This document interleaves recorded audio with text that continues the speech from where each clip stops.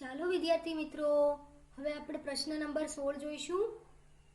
ગુજરાતની ગુફાઓ વિશે ચર્ચા કરો.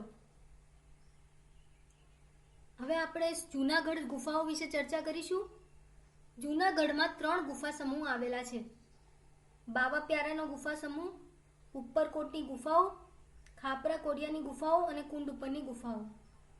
હવે આપણે બાવા પ્યારાનો ગુફા સમૂહ જોઈશું. આ ગુફાઓ બારા પ્યારાના મઠ પાસે આવેલી છે. તે 3 હરોળમાં ગોઠવાયેલી છે તેમજ એકબીજી સાથે કાટખૂણે જોડાયેલી છે. પહેલી હરોળમાં 4, બીજી હરોળમાં 7, ત્રીજી હરોળમાં 5, એમ કુલ અહીં 16 ગુફાઓ છે. તે ઈસવીસનની શરૂઆતની 1-2 સદી દરમિયાન કંડારેલી હોવાની શક્યતા છે. હવે આપણે ઉપરકોટની ગુફાઓ વિશે જોઈશું. આ ગુફાઓ 2 માળની છે. ઉપરના માળ પર જવા માટે પગથિયા છે. ઈસવીસન 2જી સદીના ઉત્તરાર્ધની 4થી સદીના પૂર્વાર્ધ સુધીમાં કંડારેલી હોવાની જણાય છે. હવે આપણે ખાપરા કોડિયાની ગુફાઓ અને કુંડ ઉપરની ગુફાઓ વિશે જોઈશું. આ ગુફાઓ ખંડેર હાલતમાં છે. અહીંથી આવેલા અવશેષો પરથી જણાય છે કે તે મજલાવાળી હશે. આ ગુફાઓ ઈસવીસન 3જી સદીમાં કંડારેલી હોવાની શક્યતા છે. ચાલો વિદ્યાર્થી મિત્રો, હવે આપણે ખંભાલીડા ગુફાઓ વિશે જોઈશું. રાજકોટથી 70 કિલોમીટર દૂર ગોંડલ પાસે ખંભાલીડામાં આવેલી છે. તે ઈસવીસન 1959માં શોધાઈ હતી. તેમાં 3 ગુફાઓ નોંધપાત્ર છે. વચ્ચેની ગુફામાં સ્તૂપવાળો ચૈત્યગૃહ, ગુફાના પ્રવેશ માર્ગોની બંને બાજુ વૃક્ષને આશ્રય ઉભેલા બોધિસત્વ, ભગવાન બુદ્ધ અને કેટલાક ઉપાસકોની મોટી આકૃતિઓ છે. આ બધા સ્થાપત્યો ઈસવીસનની 2જી સદીના છે. ચાલો વિદ્યાર્થી મિત્રો, હવે આપણે તળાજાની ગુફાઓ વિશે માહિતી મેળવશું.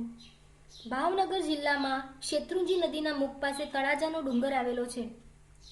તે તાજ ધ્વજ ગિરી તીર્થધામ તરીકે પ્રખ્યાત છે. અહીં પથ્થરો કોતરીને 30 ગુફાઓ બનાવવામાં આવી છે અને આ ગુફાઓની સ્થાપત્ય કલામાં વિશાળ દરવાજો મુખ્ય છે. બૌદ્ધ ધર્મના સ્થાપત્યોની આ ગુફાઓ ઈસવીસન 3જી સદીની છે. ચાલો વિદ્યાર્થી મિત્રો, હવે આપણે સાણા ગુફાઓ વિશે જોઈશું. આ ગુફાઓ ગીર સોમનાથ જિલ્લાના ઉના તાલુકાના વાંકિયા ગામ પાસે રૂપેણ નદી પરના સાણાના ડુંગરો પર આવેલી છે.